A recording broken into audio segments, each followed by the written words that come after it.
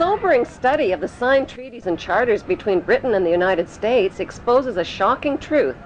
The United States has always been, and still is, a British Crown colony. King James I was famous not for just changing the Bible into the King James Version, but for signing the First Charter of Virginia in 1606. That charter granted America's British forefathers a license to settle and colonize America. The charter also guaranteed that future kings and queens of England would have sovereign authority over all the citizens and colonized land in America stolen from the Indians. After America declared its independence from Great Britain, the Treaty of 1783 was signed. That treaty specifically identifies the King of England as the Prince of the United States and contradicts the belief that America won the War of Independence. Although King George III of England gave up most of his claims over his American colonies, he kept his right to continue receiving payment for his business venture of colonizing America. If America had really won the War of Independence, they would never have agreed to pay debts and reparations to the King of England. When Congress passed the 13th Amendment to the Constitution, the U.S. President was made subservient to the King of England. The 13th Amendment is called the Title of Nobility Amendment and forbids U.S. presidents and their officials from using royal titles like king or prince or baron. For some mysterious reason, the 13th Amendment, which was ratified in 1810, no longer appears on current copies of the Constitution.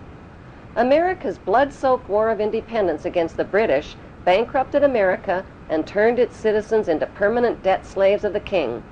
In the War of 1812, the British torched and burned to the ground the White House and all U.S. government buildings, and destroyed ratification records of the U.S. Constitution.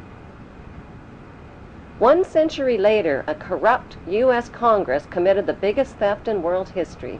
They passed Paul Warburg's Federal Reserve Act in 1913, handing over America's gold and silver reserves and total control of America's economy to the Rothschild banksters.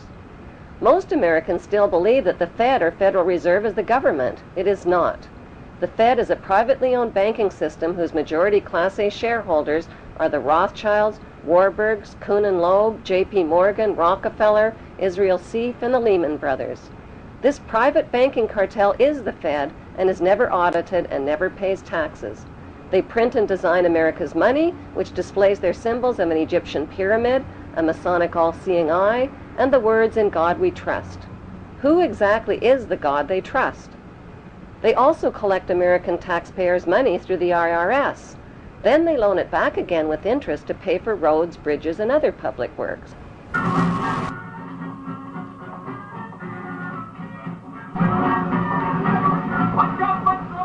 American presidents are handpicked and financed by these special interest power groups.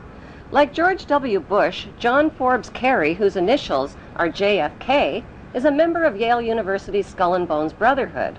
The Forbes part of John Kerry's name identifies his descendancy from Captain Robert Bennett Forbes, who was a drug runner for the Rothschilds' opium drug trade with China in the 1800s. Most U.S. citizens believe that the United States is a country and that the president is the most powerful man on earth.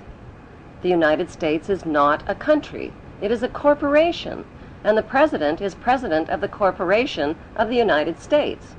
He and his elected officials work for the corporation, not for the American people.